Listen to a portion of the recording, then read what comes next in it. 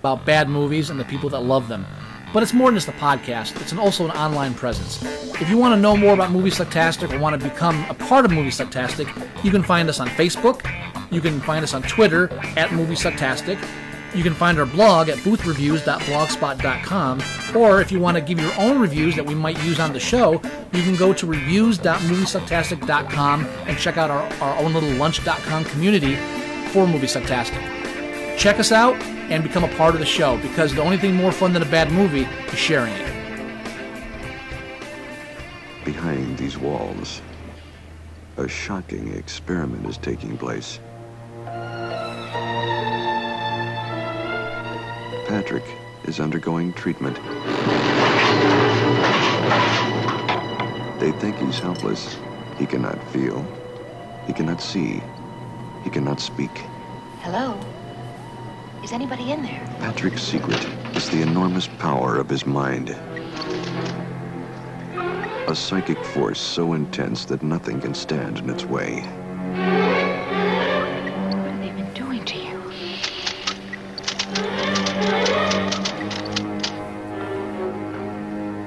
Patrick. A chilling investigation. Beyond medicine.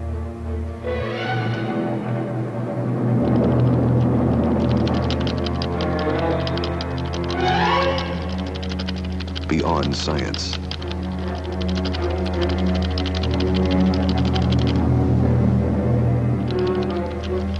Beyond the 5 known senses.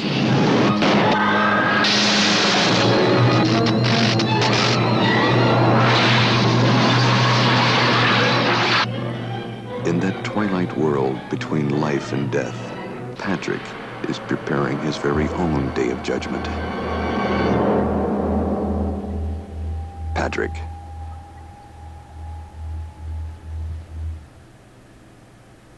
You're listening to Moviesucktastic.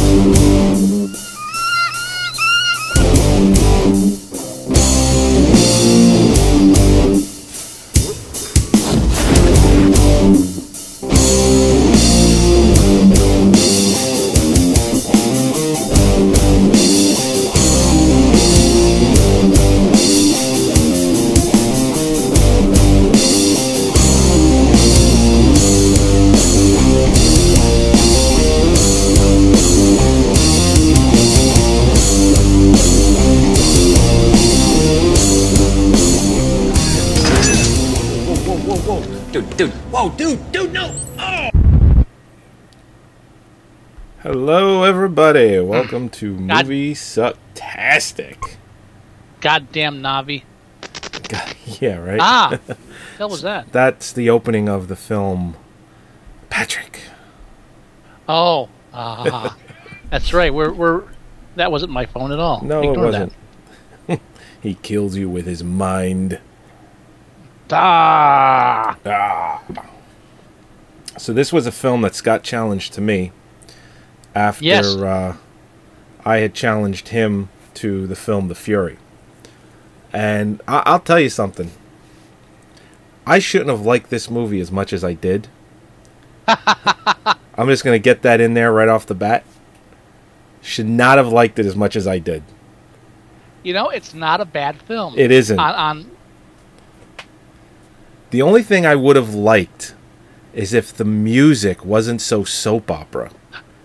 Well, I don't know if that's an Australian thing, but it's even more soap opera-ish than our 70s films. Now that's the original score. There is a version with a Goblin soundtrack that they placed in there. Is that the one that's 2 hours and 20 minutes? There's this is the 112-minute cut, which is the one that we saw. That was, I guess, cut for the U.S. or maybe it wasn't well received at the 2 hour and 20-minute cut. But there's a 140-minute cut of this movie. And I couldn't find that, obviously. No. This version is a smaller version.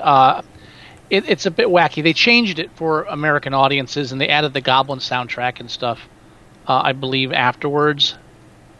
I would love to see this with a Goblin soundtrack. You can actually find, like, bootlegs? Images of soundtrack with Goblin's name on it, too. So they advertised it as that, yeah. I'm going to have to see if I can find this film with the Goblin soundtrack, because in my opinion, that's the only thing that's lacking, is a good soundtrack. You know what I mean? Hopefully they don't get rid of the dun dun duh. Hopefully that stays intact in the original cut or the Goblin soundtrack cut. You okay over there? You still with us? Yeah. No. I'm letting you talk. Sorry. Oh, okay.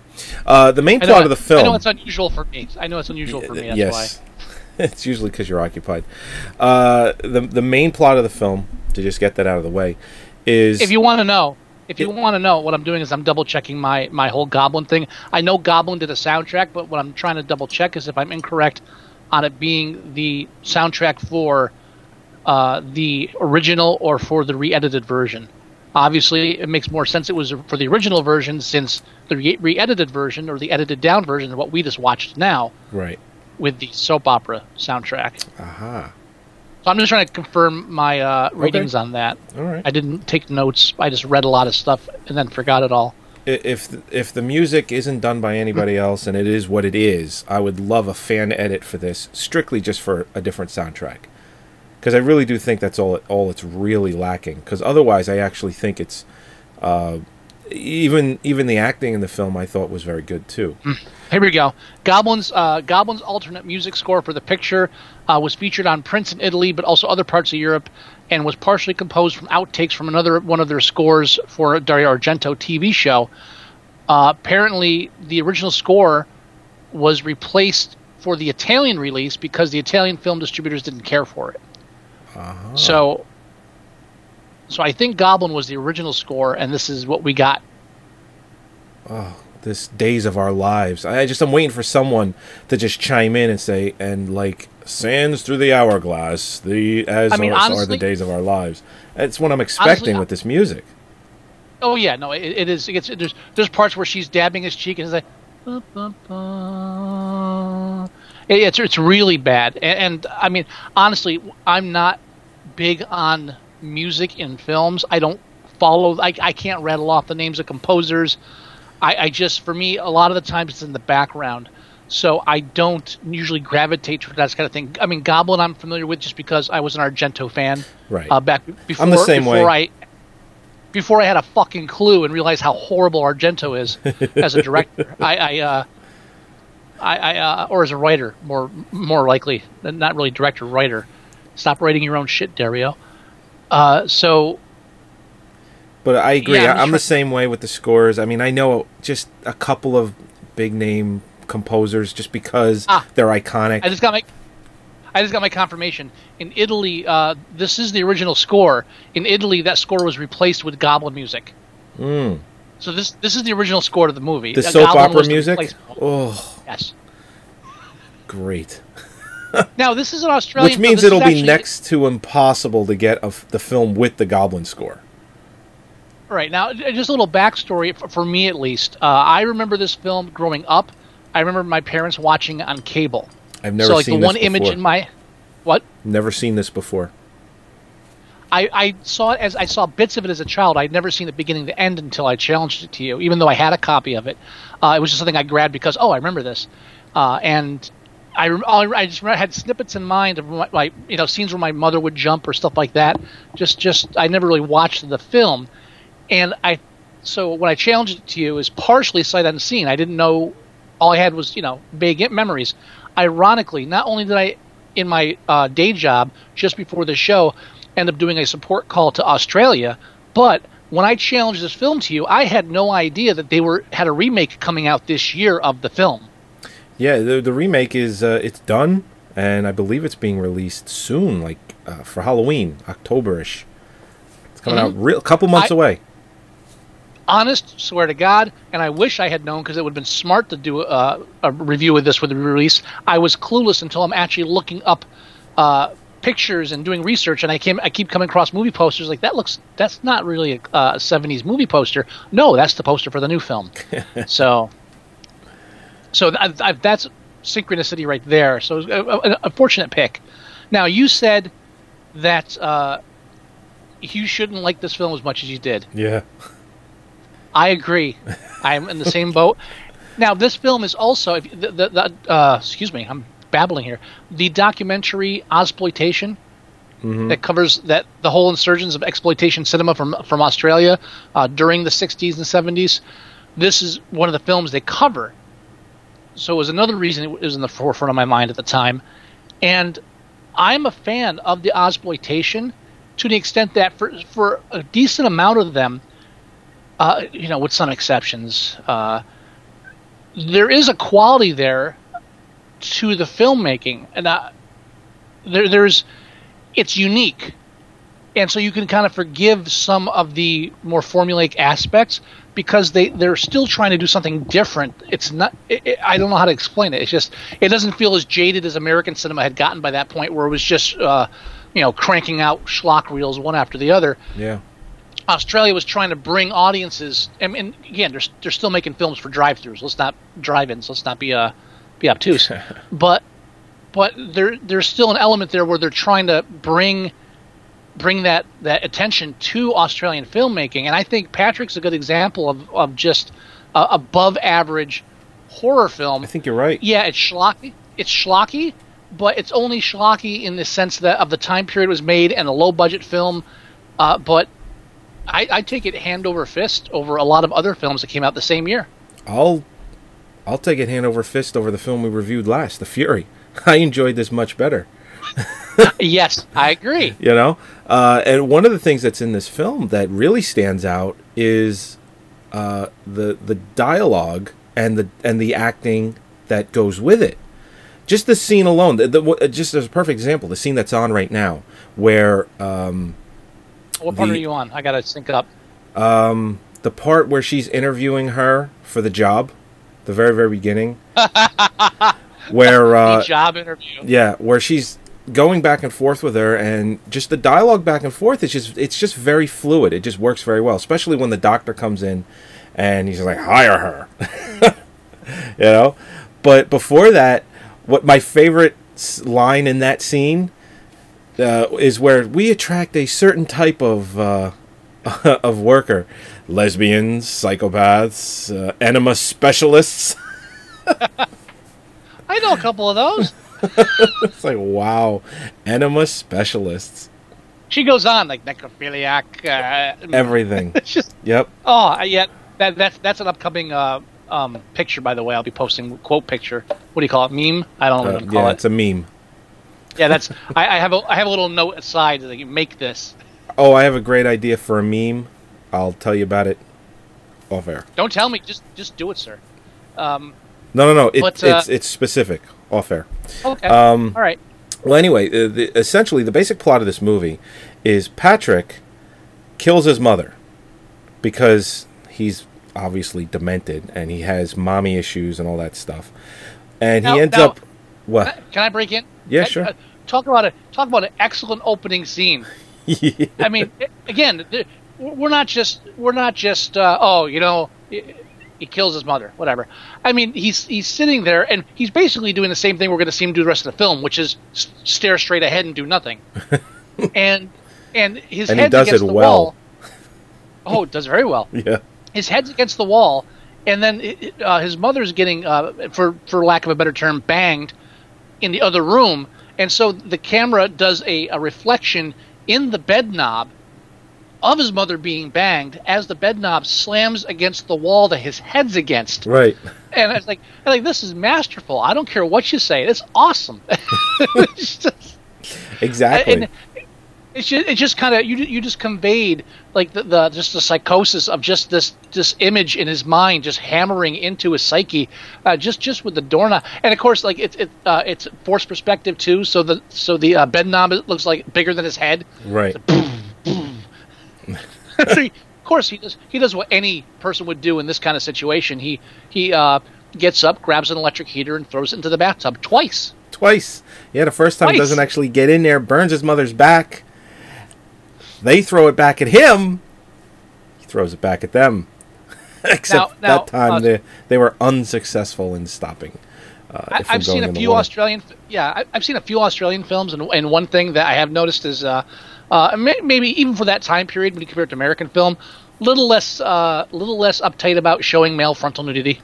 A little less. Unfortunately. A little less. Just a little bit.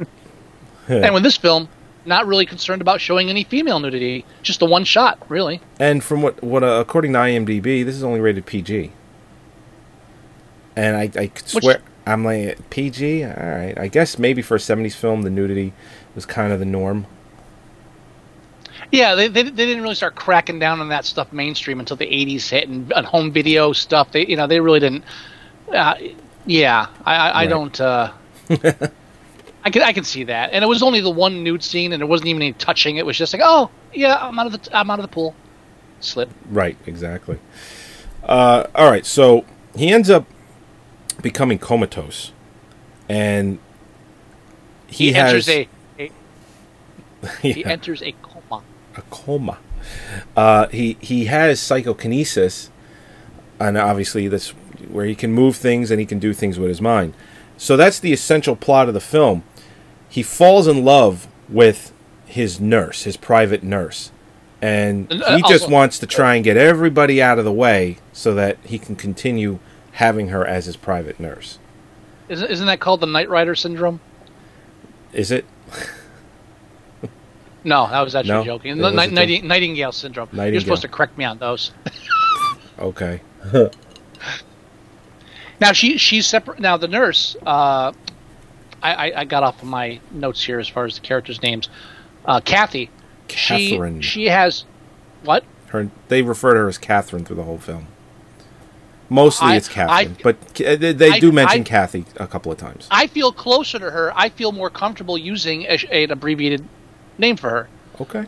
So anyway, I think her and I have been through a lot watching this film. I'm going to call her Kathy. Okay. Anyway, Kathy, not only is she a new nurse at the hospital meeting Patrick for the first time, but she's also just separated from her husband, who apparently is a bit of a cad. Actually, they're not separated at all. They're still technically married. No, she tells him that she wants a divorce, and he said, "I thought we were going to go for legal separation." Joey. Yeah. Not legal separation. Not You're divorce. just talking about that they're apart. Period. They're separated. She's living in a different apartment. She's moved out. They're separated. Not legally, though. They're separated. Sure, we're separated too, but it doesn't mean we're married. They're separated. Okay, you're going like true. All right, fine. I see what you're doing there. I was going more of the actual legal term of it, which they're still married. They just live in separate places. Luckily, neither of us is going to have to swear on a stack of Bibles to anything that we're talking about. So, for the sake of interest, she is separated from her husband. She's trying to start her life anew. She is just separated, just got her new apartment set up, everything. So there's that kind of thing where she's not sure about her own relationship. She's kind of adrift, so to speak. And apparently, when that kind of thing happens, most women do tend to become attracted to comatose Marty Feldman lookalikes. It does happen. I was going to go with somebody else, but I can't yet. I can't yet. What? Oh, okay. That's my connection for your movie challenge. Oh, all right. Never mind. So as he becomes more obsessed with the nurse, he becomes more destructive. He does. They just showed the scene where the doctor, where Patrick spits at her for the first time, and she's like, "Well, oh my God, how does he do that? I thought he was comatose." And he said, "Well, here, I'll show you." And he grabs a frog and he sticks a syringe in its head, and he's like just basically destroying the brain, the cortex, the spinal column for this frog. And the only thing I'm looking at is they're really killing this frog. They don't have the props to get a a really good animatronic frog. It's like this guy's really doing to this frog. Now they don't have an ASPCA in Australia. They just like, all right, kill the fucking frog. Yeah. But just there's another Australian film. Takes a certain person Wake to do and something Fright. like that. Yeah, there's another Australian film called Wake and Fright. It's also on the Exploitation that's a film. As I'm watching the documentary, I'm like writing down names. I got to watch all these films. What was the film Chopper on there? Chopper? Was that in the documentary? I know it wasn't 60s and 70s. It was, I think, late 80s. I don't know if it covered the 80s. It covered it briefly. I don't think Chopper's in there. Okay. That's another great. I know you're not the biggest fan of it. I loved it. I thought that was a great film. Chopper. Yeah, it was okay. Yeah. Yeah. Now, the reason I'm mentioning Wake and Fright is because there's a scene where they go kangaroo hunting, and as far as I'm concerned, they're shooting kangaroos. I don't see anything in the film that makes me believe that they actually like created squibs and had fake. All I see is kangaroos being shot. It's a pretty brutal scene. Oh man! So Australian filmmaking isn't really about no animals were harmed during the making of this film. So what you're telling me is I should care less about the frog. I'm just saying far worse things have been done. I'm just saying that expect more animal deaths in your 1970s, 1980s Australian films, horror films. That's all. Okay, fair enough. Now, obviously, I mean, there's not much else to say as far as the basic plot. There's a power struggle. He starts fucking with everybody that's involved with her, and then she confronts him at the end, blah, blah, blah. I mean, what it comes down to is, this is the type of horror film, what it comes down to is specific scenes, specific dialogue, specific moments. Now, I'm wondering if there's a moment you caught. You might have, you might not have. You mean dun dun dun? I'm actually talking about a scene that they don't refer to it. And it's the note that he wrote, where he's talking about the guy in the pool, the guy that she ends up kind of falling for. Right. And he says, "Yeah, I nearly killed him, showed him, in his own pool." Hold on. For our listeners who may not have seen this film, let's explain that Patrick obviously can't move. He's paraplegic, comatose, technically. He begins communicating with the nurse by typing on the typewriter that she's typing reports out on. Okay. Which they wisely set up like a good hour and a half before he starts doing it. It's literally the first 10 minutes of the film is like, oh, can you type? Yeah, that's going to be important later. deft, careful setting up of situations, foreshadowing, if you will, of what's to come. So Patrick is communicating. His only dialogue is not spoken. It is typed out on the electric typewriter next to his bed. Right, exactly. Right. So and that's where he, during a conversation with Kathy, once she realizes that he's doing it, that's where the note comes from that you are referencing. And two things with that. When that's happening, she is in a trance-like state. Hence the reason why they keep showing the emergency entrance sign, where entrance, EN, keeps flickering off, and you just see the word trance throughout the film. Again, very subtle. Yep. Hard to catch. Yep. Not pink. Now, here's something that I don't know if you caught or not. As subtle as sticking a needle in a frog's head and twisting it. But still fun. Yes. What happens is the one doctor that she kind of falls for, he almost drowns in his pool because Patrick does that to him because he felt that he was coming on too strong to Kathy, and he was jealous. And he was jealous. So he nearly drowns him. Then a couple of scenes later, her real husband stops by, and in another encounter with the doctor, Patrick trashes her apartment, and she assumes that it's her husband that did it out of jealousy. So he comes by the next day to clean up and, just to tell her, I didn't do it. And here, I'm going to clean up your place and cook you dinner. Well, he ends up picking up a pot of tuna casserole without gloves and burns his hands real bad. So where I'm going with all this is it sets up the letter that Patrick writes, where she is in this trance-like state, where he writes, the first guy, the doctor, he goes, yeah, I almost drowned him in his pool, serves him right, ha ha ha. And he says, your husband, he burned his hands, he got what he deserved. Mm-hmm. Did you notice what else he wrote in that letter? I meant to freeze it, but I didn't. What else is written there? Okay.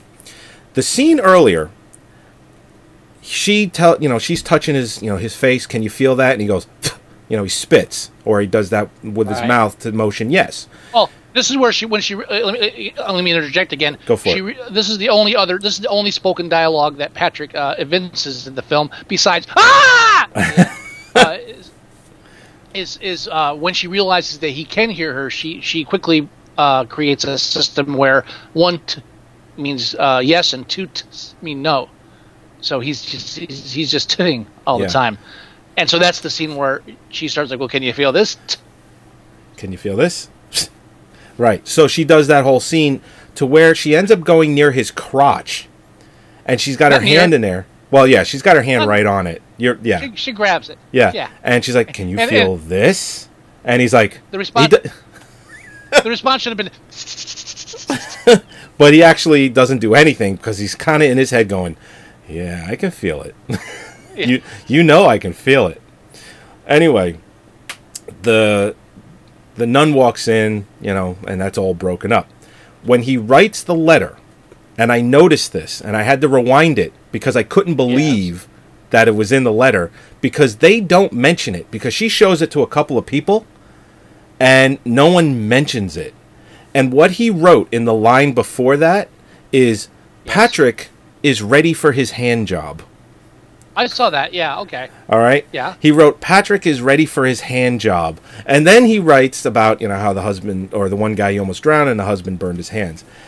No mention of it at all.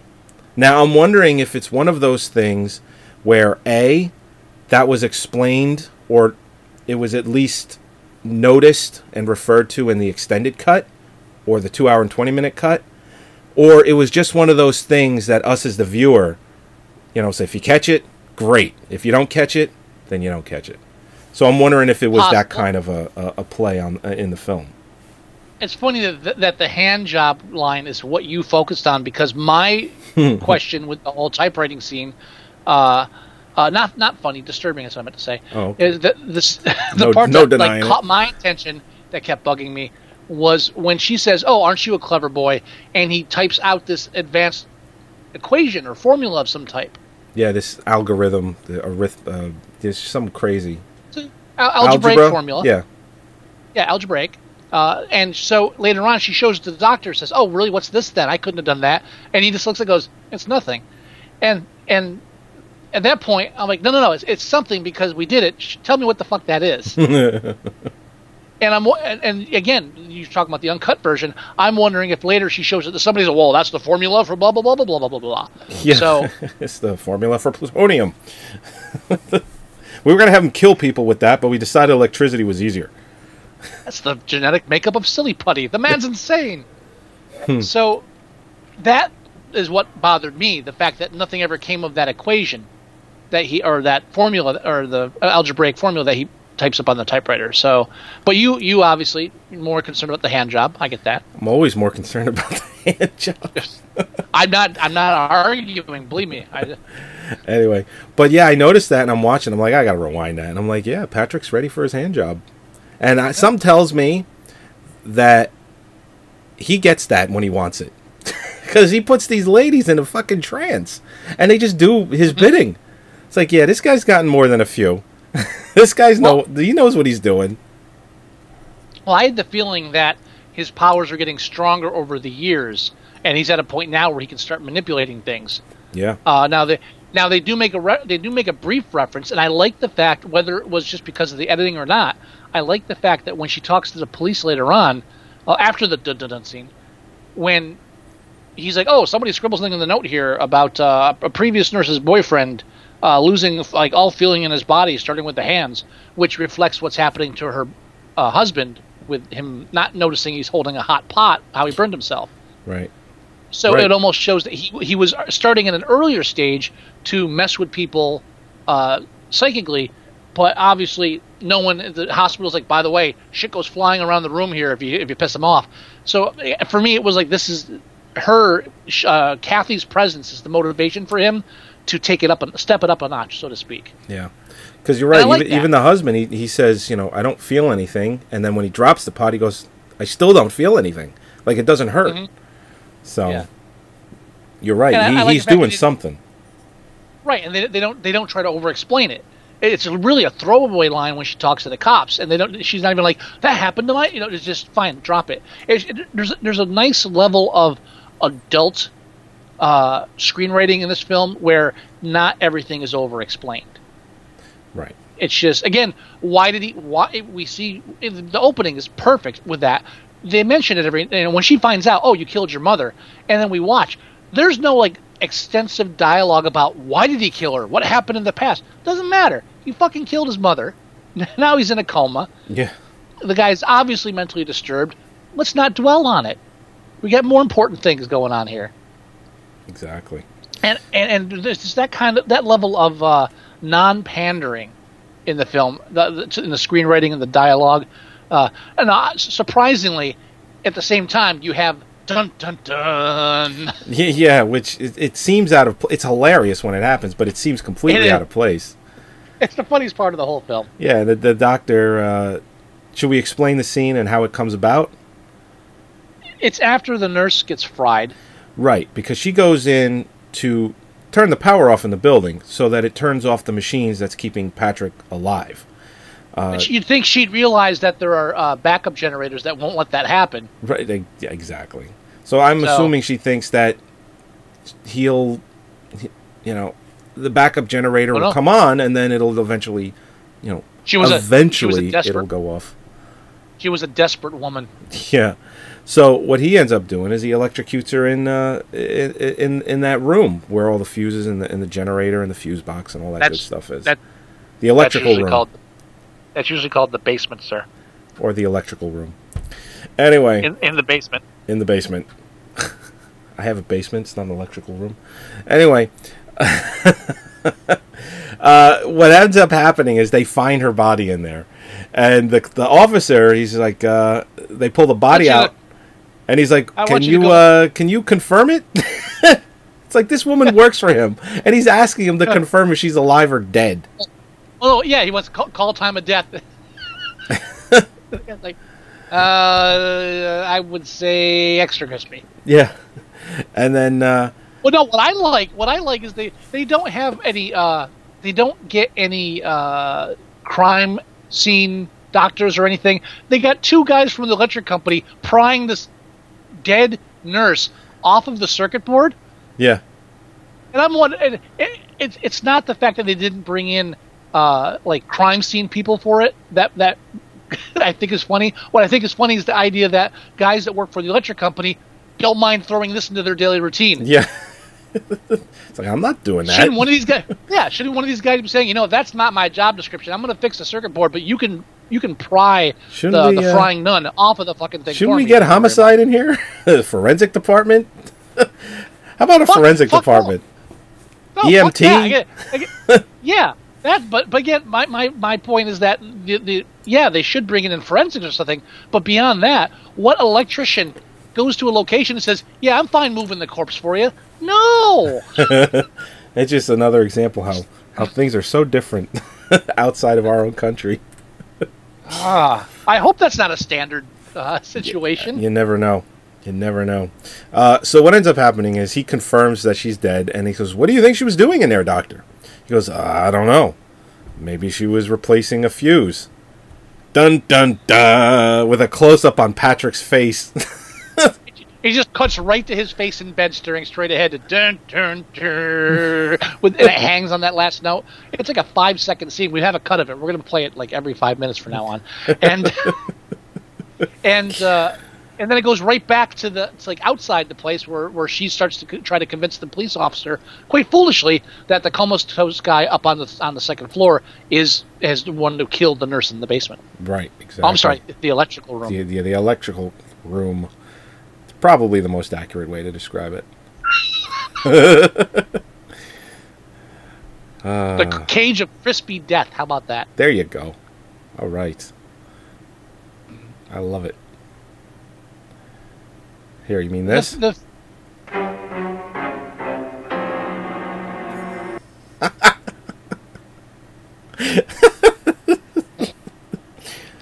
I don't know, Doctor. Well, what do you think she was doing in there? Maybe she was replacing fuses. And that's exactly how that scene went. Just that way.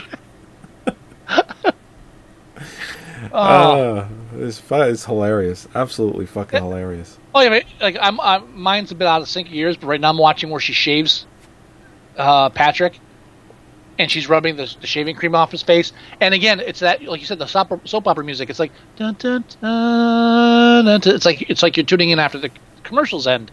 It's really bad. Yeah. You are correct on that. It's at least bad as far as cliche. You know, I don't want to say the person's a bad composer. It's just it's the least subtle thing of the whole film, ironically. Yeah, exactly. Yeah, I mean, what's the other death toll? He messes with the doctor a couple times. And the doctor we're talking about is another doctor that one of the nurses tries to hook Kathy up with. So he's the potential love interest. Mm-hmm. Well, they do sleep together at one point in the film. Oh well, yeah, but I said love, not banging. Okay. They loved each other for all of 20 minutes. That wasn't love. So you have like a lover's triangle, like a three-way lover's triangle between Patrick, the separated husband, and the doctor trying to horn in on his territory. And he messes with the doctor in the pool. He burns the husband. Then he traps the husband in the elevator. Right. And that ends up happening when he kills the power to kill the nun. He ends up in the elevator at that point. Well, the elevator was broken beforehand. They even said. Well, he made it working just briefly to trap the husband in it.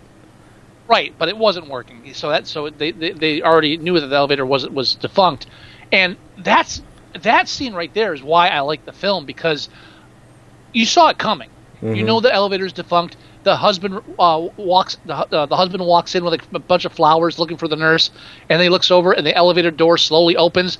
You're like, "Oh, Patrick, you cad! I know what you're doing." And I'm thinking, and automatically I'm anticipating what would normally occur is that they'd show him get in, show the door shut. There's the panic, the lights go out. The film does instead is the door's open. He looks at the elevator through the door, POV shot from inside the elevator, and then that's it. And we don't see the husband again. Well, you see him briefly in and out. He's in there for 2 days. Not where I'm talking about. I see what you mean. Okay, sorry about that. See, as you interrupt what I'm saying. As I usually do.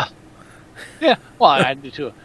But there's a long period where after that happens, he's in the elevator. I know he's in the elevator. The film's not gonna play into that. They still have it. Just he's gone. Yeah. And until they reveal that, it's just a nice way where they said, you know what, I know it. We're not gonna describe it. Next time we show him is gonna be like 2 days later, him trying to pound his way out. And I really liked that. Again, there's a kind of adultness to it where it's like, okay, we know what's going on. Let's move on. Let's get to the dialogue. Let's get to the other scene. We want to show other stuff. And again, that's in the hour and 52-minute cut. Who knows what they did in the 2 hour and 20-minute cut?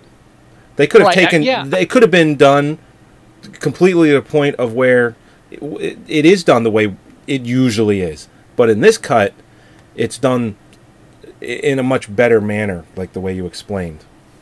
What if all the scenes they cut out were all scenes of just Patrick alone in the room? Just 30 extra minutes of that? Oh, I would do that. If I was doing this film, like right around the second act or something, I'd have her saying something and then walk out of the room, and I would have like 4 solid minutes of just... And the audience would just be like, climbing out of their skins. What the what's and then so she'd come back in and say, "Oh, I forgot. I had to turn off the light." And I could see them doing that, and then the director explaining it. It's like, when we do that, when we're in those scenes where you're just staring at Patrick for 4 or 5 minutes, and it's just a consistent 4 to 5 minutes, you're in the mind of Patrick. You're experiencing what he's experiencing. And it's just like, awesome. What are you talking about, you crazy bastard? It's 5 minutes of just a guy staring at you. It's like, yeah, that's the point. Aren't you uncomfortable?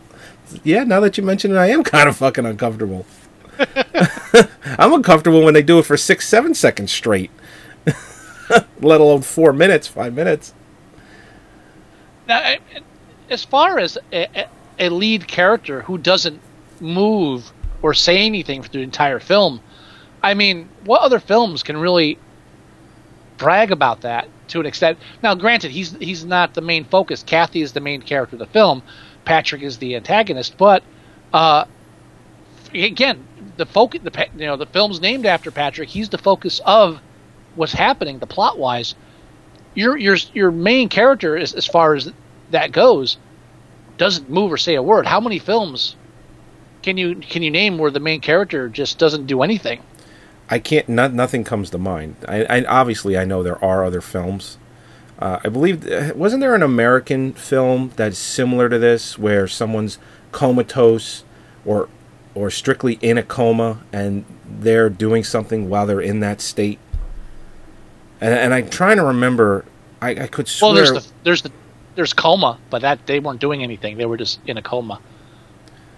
Now, Richard Dreyfuss was a paraplegic in Only When I Laugh. Oh, no, sorry. That's a different film. Whose Life Is It Anyways? But he could talk, and he just talked a lot through the film, so that's not a good comparison. According to IMDb, the guy that played Patrick, his name is Robert Thompson. Yeah. He died June 15th, the day before my birthday. Thank God it wasn't on my birthday. At the age of 93. Did that guy look like he was in his 60s when he did this movie? Or his late 50s? Are you looking at the right stuff there? It says Robert Thompson Patrick. There's only one guy named Patrick in the movie. He said it's got to be wrong. That can't be right. It's got to be wrong. No, but it says here he was born in 1916, which would have made him 62 years old when he did the film Patrick. Yeah, I'm not buying that. It's got to be wrong. Odd. He looked like he was maybe in his 30s or early 40s. Yeah, and he's playing like I mean, the implication that he's young, like late 20s. I would imagine, as far as the film goes. Yeah, I didn't. And it says here, born in Kansas City, Missouri. That's not the same Robert Thompson. Someone fucked up on IMDb. That's not the same guy. Who would do that? That's not. Born in Missouri, died in Wisconsin, and in the middle, he went to Australia and acted in some movies. No. Somebody's just fucked up big time. It's Robert Thompson 1. It's a different Robert Thompson. Come on, IMDb. This is what happens when you have a movie site like this where no one gives a shit. Yeah. And you could pay for it, too. You could actually pay money for this fucking thing. Really? Yeah, that sounds like a good idea. Have IMDb Pro, where you can get more in-depth information. I think you can even edit stuff as long as you can show some sort of authority to do it. So I'm not buying this. I'm not buying that guy's 60 years old and that bad. Nah, he can't be. He can't be. If he is, he's the best looking 60-year-old guy I've ever seen. In 1978, he acted in Tennessee Williams' play The Night of the Iguana in Chicago, Illinois. No, he didn't. No, he didn't. He was not this Robert Thompson. No, different Robert Thompson. I don't have the time or patience to untangle this Gordian knot of bullshit. But we were both agreed that this is not the same Robert Thompson. I would say different guy. We need some disambiguation around here. I can't even look at it anymore. Oh, look at this. Yep, it says here music by Brian May. He's the guy that did the soap opera music, and then it says Goblin, and then in parentheses it says Europe, and then in parentheses again it says Italy. So it looks like Goblin only, and unless they released it elsewhere, but it looks like it was really just Europe that Goblin's soundtrack was on this film, nowhere else. Because I think you said it was also in France and Germany and Italy, among the other countries that had the Goblin soundtrack. So yeah, I wonder how hard it would be to get this film with that soundtrack. I wonder if you can get it online, just bootleg form, because I don't think this is even available on DVD. Yeah, we had to watch this through YouTube. Oh, wait. Now, which version? How long is your copy of Patrick? It's the one from YouTube. The one from YouTube is 1 hour and 47 minutes. Okay, mine's 1 hour and 52, so I'm going to say it's roughly the same thing. We're just talking about like the end credits being trailed off or some slight. Where'd you get your copy? Frame rate? You didn't watch it from YouTube? No, I did not watch it from YouTube. I had a copy already. So mine. Of course you fucking did. Yeah. I have never heard of this movie. That's very rare that I've heard of it, but I've never seen it. That's happened to me a bunch of times. It's rare that you say, yeah, I'm challenging you to this movie, Patrick. What? Never heard of it. Never saw it on cable. Never fucking knew it even existed until you challenged it to me. I had it laying around. Of course you did. All right, so what we're watching is the 112-minute cut. So we're not watching the 96-minute USA, the American cut, which is probably what my parents watched on cable back in the early 80s, late 70s when it was showing there. Okay. My first memory. That was probably 96 minutes. The cut I watched was the one on YouTube, which is 1 hour and 47 minutes, which is 5 minutes shorter than yours. Right. So I don't know if I missed anything important in those 5 minutes. Are all the credits on that one at the end? You know what? I don't know. It might be it's probably just a credits cut off. I'm assuming. I don't know. Maybe. Again, it could. I mean, you can get slight differences because you're streaming it, so the frame rate, it might be playing slightly faster or slower. You can't notice it where you're not hearing like chipmunks singing, but it can have a difference. That might be it. Just I mean, running times when you're streaming and copying and digital files and stuff, they can't be as accurate as when you were just like going off of tape, Yeah. Agreed. I'm assuming. I mean, I didn't do any fucking research on this. I'm just talking up my ass. Thank you very much. Well, the only difference in speed used to be if you had an NTSC or an American copy and a PAL copy. There's a difference. Because that's a different frame rate. It ran at a completely different frame rate, which ironically enough is the frame rate that Blu-ray runs at now. But it's utilized completely different. The film doesn't run any faster. It's 23.976 frames per second. PAL ran at 24 frames per second. But PAL, it had some sort of it was different than what Blu-ray is using. But anyway, enough tech talk. So, do we want to rate this movie? Have we talked enough about it? Well, do we skip any deaths? We got the there was only two, I thought. You got the fried nun, the mother. That's it. Well, the guy that was banging the mother. Okay, so yeah, 3. That's it. I think that's it. Doctor doesn't die. The nurses don't die. Well, yeah, Patrick's kind of a slouch, I guess. Even Patrick doesn't die. He did. He died. Well, yeah. Yeah. I love the end where he starts throwing shit around the room, and the doctor's the Udo Kier wannabe freaky ass. He was like a cross between Udo Kier and Klaus Kinski. Yeah. But didn't get like the attractive parts of either of those guys. He just got the creepy ones. Just like Patrick is like a cross between Marty Feldman and Robert Townsend. It's just Robert Townsend. Is that the right? I'm thinking of the guy from Tommy. I'm probably got the name wrong.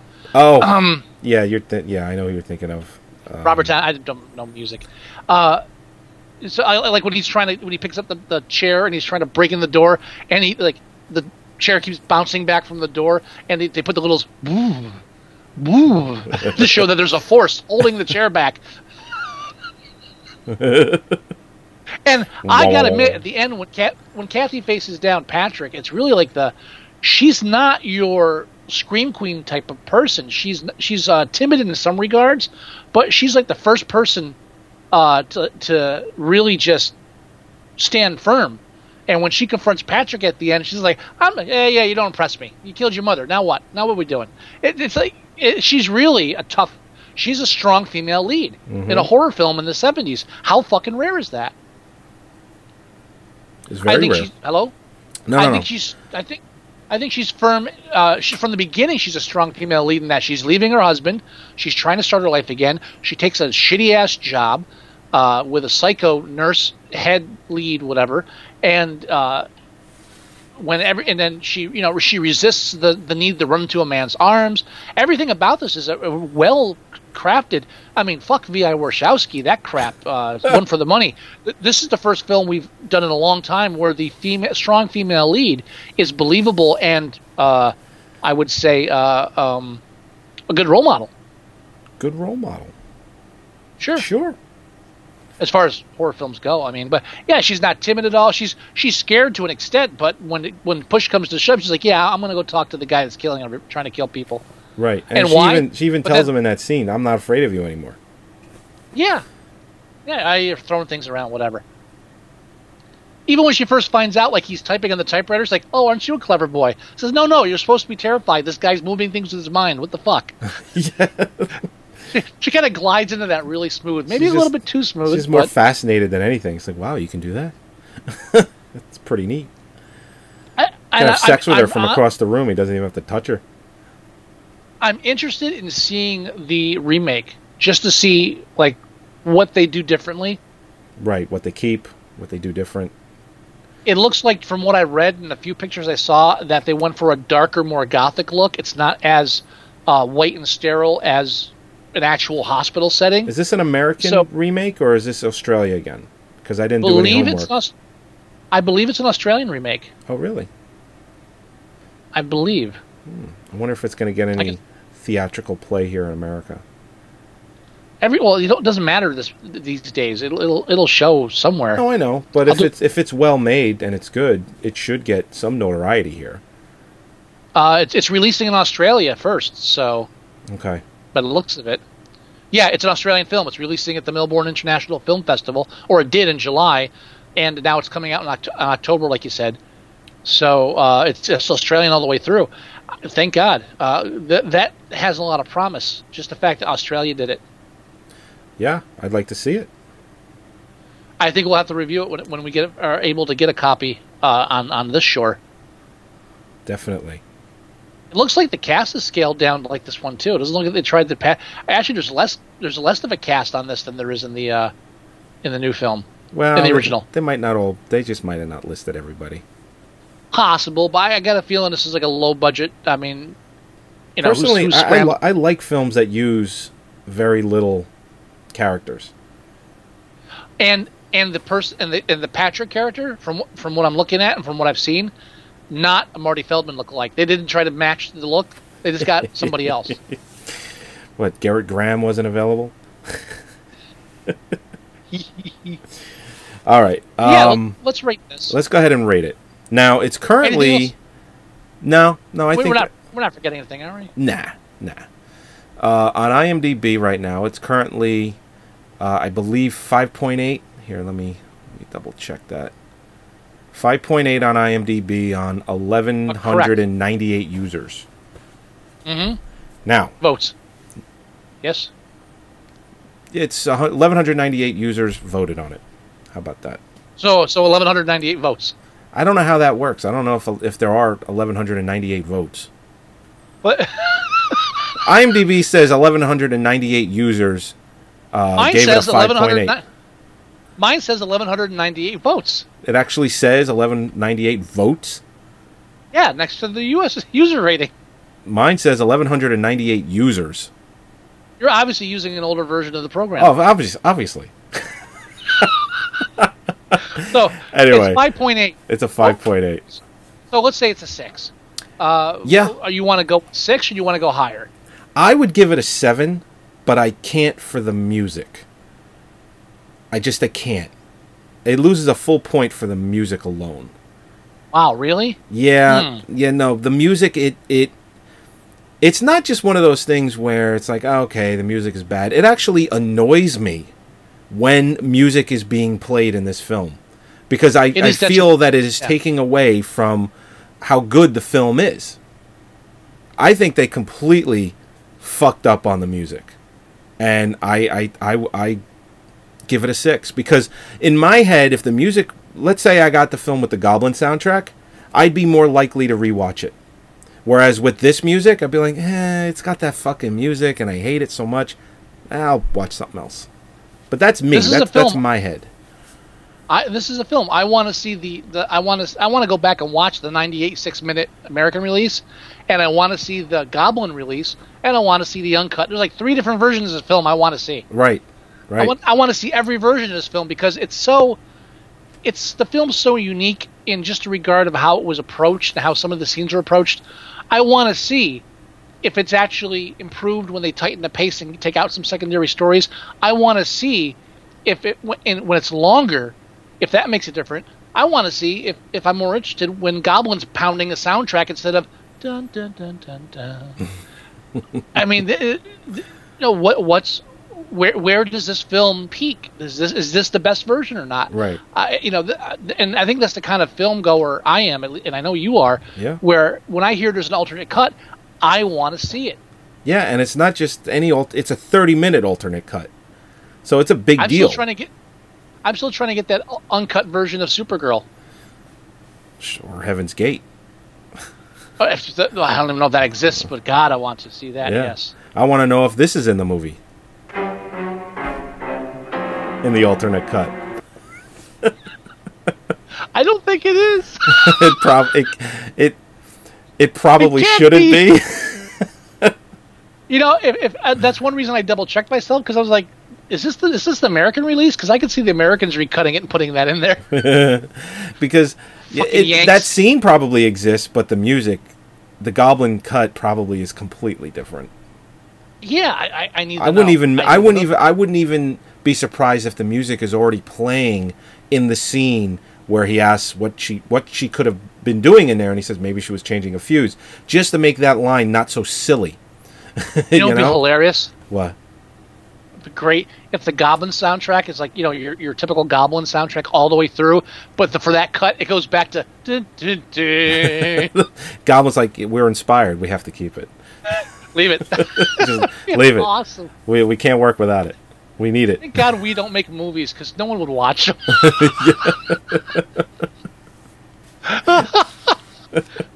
Why am I watching this guy sit in the bed for 10 minutes? Shut up, it's funny.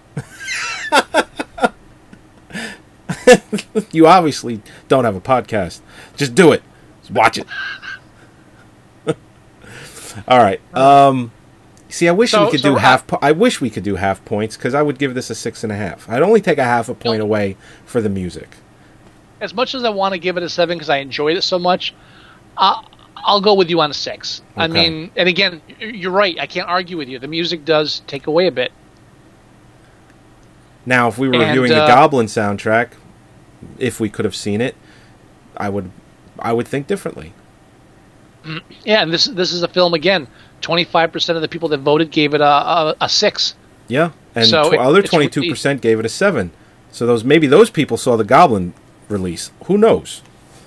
It's always whenever I watch a film like this, I always wonder who gave it a 10 and who gave it a 1.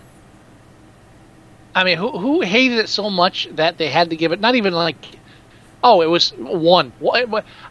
How many films would you actually put, Birdemic, would you actually put a 1 on? I mean, actually to say this is shit on the heel of my shoe bad. How many films have you ever seen in your lifetime that you would literally, not counting direct-to-video, please, that you would just say 1? Yeah, everything, even if you redeeming value whatsoever.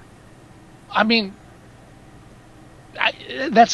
And this is not one of those films. I can't even see anybody just rationalizing it. These are people that don't take their ratings seriously. That's what I'm getting at. Yeah. Whenever you see these 1s and 10s, these are people like, oh, give it a 10, I liked it. No, that's not what a 10's for, asshole. Yeah. 73 people gave it a 10, 22 people gave it a 1. And that's... The people that give out the 10 ratings and the 1 ratings, they're the people that got gold stars willy-nilly as a kid or were denied gold stars for no reason whatsoever. And they're taking it out on the fucking film industry. There's always Bastards. a reason. There's always a reason you didn't get a gold star, you bastard. I need to know what my movie challenge is. Okay. So I was thinking long and hard about what I should challenge you to. Okay. Sorry. And first, I was going with... What? Oh, I'm sorry. Before you do it, can I just say that I was tempted several times to contact you before tonight and say, can we do our live movie commentary with this?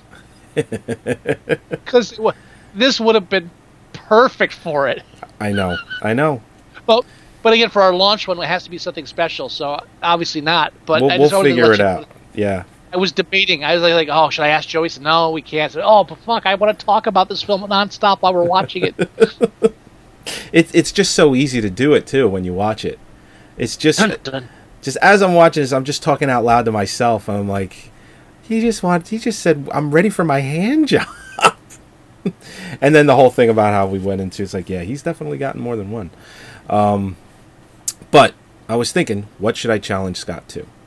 And the first thing that popped into my head is 2 things. One, all I kept thinking... Now, you said Marty Feldman. That's not who I kept thinking of when I saw this character. The person I kept seeing was Garrett Graham. Okay. You can do an image search for him, and you'll know exactly who I'm talking about. I'm not going to cheat. I don't recognize the name, but I'm not going to cheat. Keep going. You recognize the face, not the name. That's usually how this actor goes. So all I'm thinking of in my head is Garrett Graham, and there's only one movie that I'm thinking I need to challenge you to, and I couldn't get it. So then there was another film that was a backup. Was the film that you could, I couldn't challenge you to Chud 2, Bud the Chud. Cannot find it anywhere. It is not available anywhere. There's a damn good reason for that, sir. But I wanted to challenge it to you so badly. Because this guy, the actor, Garrett Graham, he looks just like this guy in the bed. And I'm just thinking, all I'm thinking about throughout the whole film is him. So I'm like, I have to challenge Scott to a Garrett Graham movie. And the first thing that popped into my head was Chud 2, Bud the Chud. And I was like, I need to go look and see if it's even available, and it ain't. I can't even lie and say that I've ever seen that. I've never seen it either. I just know that the actor was in it, and I remember seeing trailers for it, TV spots for when it came out, and I've seen little bits and pieces, like on Cinemax late night, but I've never actually watched the whole movie. That came out when I was still a youngster, and I was still reading like Fangoria magazines. Came out in 89, kind of thing. Yeah. We were like, what, 14, 15? And I'm pretty sure that I saw Bud the Chud in one of those magazines, and like, oh, okay. And I think that's when I started to stop reading those kind of magazines. I think that's when I realized that there's not much going on here. I need to expand my horizons. Yeah. Pick up something else. But yeah, I'd never seen that, so that would have been a good challenge. I can't now. It is available through torrent. Was that actually in the theaters? Yes, it was. It came out September of 1989. I could have sworn it was direct to video. I can't believe that came out in theaters. It probably had the same. It probably had the same lifespan as the original Chud film. Chud was in the theater for a week. Who greenlit the idea of doing a sequel? I don't know. It came out 5 years later, though. Took 5 years to get it greenlit. It's a classic, sir. It's a cult classic. No, it's not. No, we're not making a sequel. They have the power to shut off the sun. So... What? The one character, the guy that pulls out a knife in one spot, the guy's talking to him, and he just slams a knife on the table, and he goes, you go by the name of... What did he say? Oh, what the fuck did he say? You go by the name... being safe or not dead. And he's like, they have the power to turn off the sun. And he's like shaking this knife. They have the power to turn off the sun. Some homeless guy in the fucking sewers. Oh, the first one? The first one, yeah. Okay, it's been a while. It's not that long. We watched it on Bad Movie Day here. Oh, long enough where I don't remember that scene. Yeah, okay. So I'm thinking I got to challenge Scott to that. I can't find it anywhere. Now, there is a torrent of it, but it's 3 years old, the torrent. It's probably as dead as can be. I have no idea what that is. Okay. Maybe I'll explain it to you later. But if I can acquire it that way, maybe we will review it next week. But, so then I'm thinking, all right, should I go with, then I was thinking the film Monkey Shines. I was like, well, it's kind of similar. That would have been a good... Cripples Who Kill, yeah. Because it's in the same vein. You know, he's crippled, and he has this little monkey, this pet monkey that they give him. They think it's a great gift to keep him company. It's like, while you're crippled, here's a monkey. And this monkey does his bidding. You know, kills people he wants killed. He thinks about it, and the monkey just does it.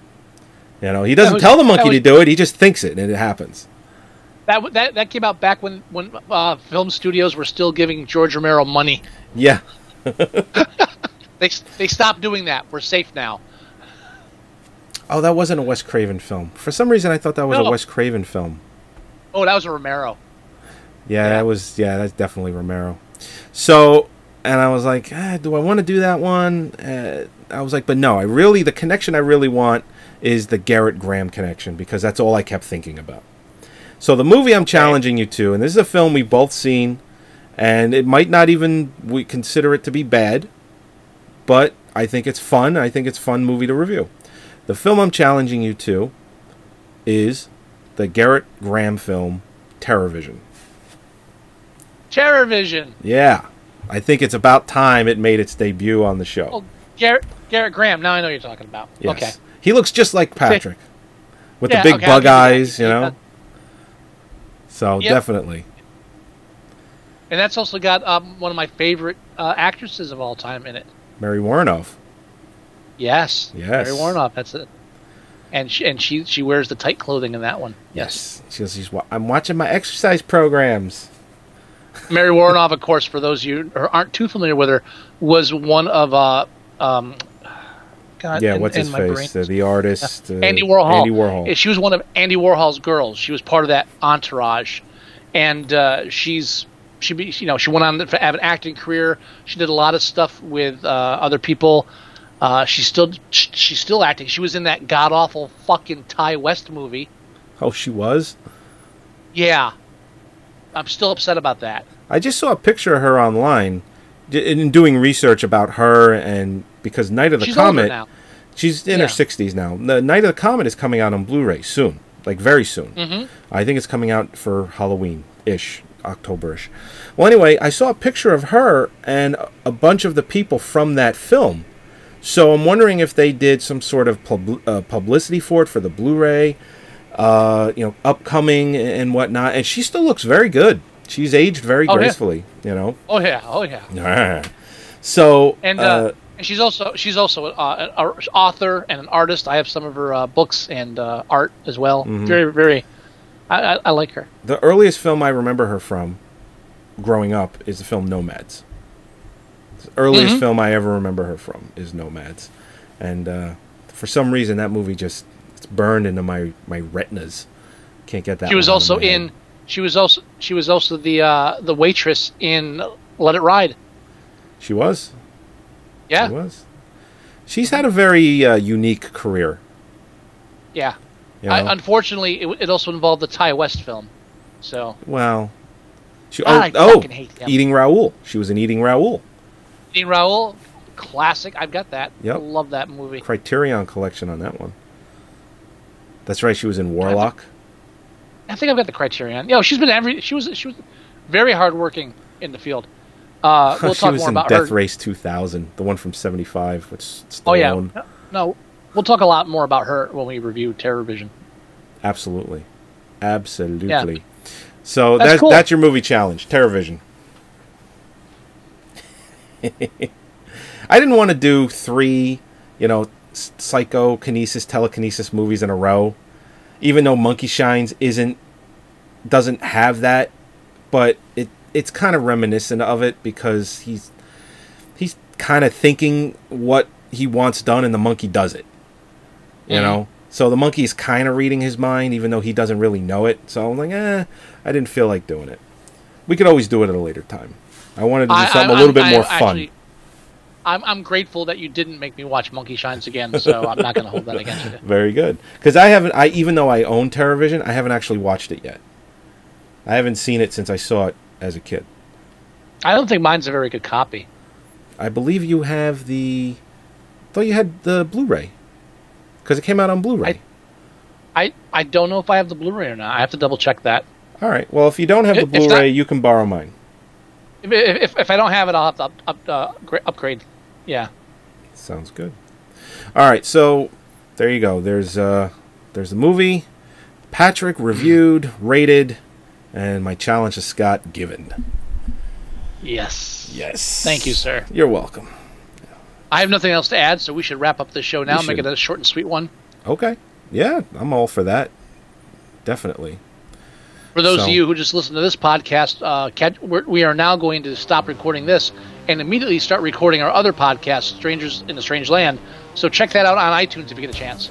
Absolutely, and you can go to that website, strangelandradio.com. Now, for this podcast, you can go to Moviesucktastic.com, and you can download and or listen to all of our episodes there. You can even watch us live on live stream every week at 8 o'clock through our site as well, or you can go to livestream.com/Moviesucktastic.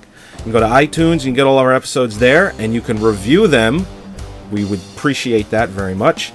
You can email us at themovieguys@Moviesucktastic.com. You can leave us voicemail at 908-514-4470. You can go to our Tumblr page, which is Moviesucktastic.tumblr.com, and you can go to our Facebook page, which has been getting a lot of traction lately. So you can do that. Or traction. Yeah, okay, fine. Facebook.com/Moviesucktastic for that as well. Everything we do on the show, we put there, such as movie trailers, news, and things of that like. So you can go ahead and do all of that. We'd appreciate it. Anything? Definitely. You got anything? No? Okay. He's doing his best impression of Patrick right now.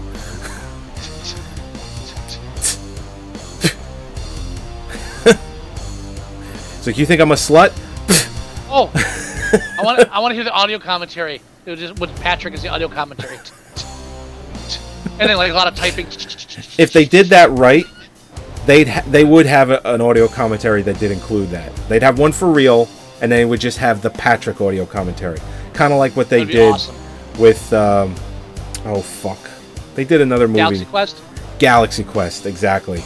That was what I was thinking. Love that. Oh, music's going out. All right. We'll talk to you next week. Bye-bye. Bye.